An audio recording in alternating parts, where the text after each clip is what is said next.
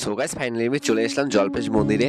জলপেশ মন্দির হলো উত্তরবঙ্গের অন্যতম বিখ্যাত এবং প্রাচীন মন্দির। এটি জলপাইগুড়ি জেলার ময়নাগুড়ি নামক স্থানে অবস্থিত। এই মন্দিরটি হিন্দু ধর্মাবলম্বীদের কাছে অন্যতম পবিত্র স্থান এবং এখানে প্রতি বছর বহু ভক্তের সঙ্গম হয়। জলপেশ মন্দির শুধু একটি ধর্মীয় স্থান নয়, এটি একটি ঐতিহাসিক নিদর্শন। এই মন্দিরের স্থাপত্য এবং নির্মাণ শিল্প প্রাচীন ভারতীয় শিল্পের এক উজ্জ্বল উদাহরণ। মন্দিরের দেওয়াল ও স্তম্ভগুলিতে খোদাই করা বিভিন্ন দেবদেবীর মূর্তি এবং পৌরাণিক কাহিনীগুলি দর্শকদের মগ্ন করে। এছাড়া মন্দিরের আশেপাশে মনোরম প্রকৃতির দৃশ্য এবং শান্তিপূর্ণ পরিবেশ এটাকে আরও আকর্ষণীয় করে তোলে।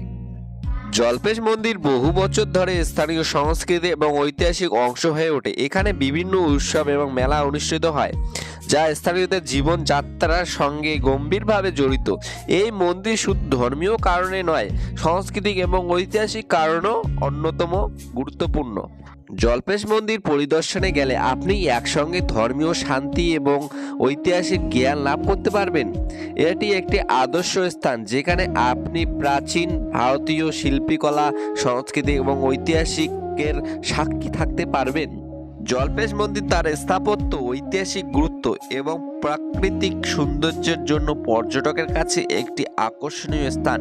এটি উত্তরবঙ্গের অন্যতম জনপ্রিয় পর্যটক কেন্দ্র। জলপেশ মন্দির কেবল একটি ধর্মীয় স্থান নয়, এটি ঐতিহাসিক, সাংস্কৃতিক এবং ঐতিহ্যের জীবন্ত উদাহরণ। জলপেশ মন্দির হিন্দু ধর্মাবলম্বীদের কাছে একটি পবিত্র স্থান। এখানে শিবের জলপেশ রূপে পূজা করা হয়। প্রতি বছর শিবরাত্রি অন্যান্য উৎসবে এখানে বহু ভক্তের সঙ্গম হয়।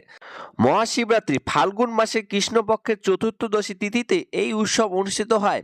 এই সময় মন্দিরটি সেজে ওঠে এবং বিশাল মেলার বসে। দেশের বিভিন্ন প্রান্ত থেকে বহু ভক্ত এই সময় জলপেশ মন্দিরে আসেন। জলপেশ মন্দিরের মেলা সাধারণত শিবরাত্রি উপলক্ষে আয়োজিত হয় এবং এটি কয়েকদিন ধরে চলে।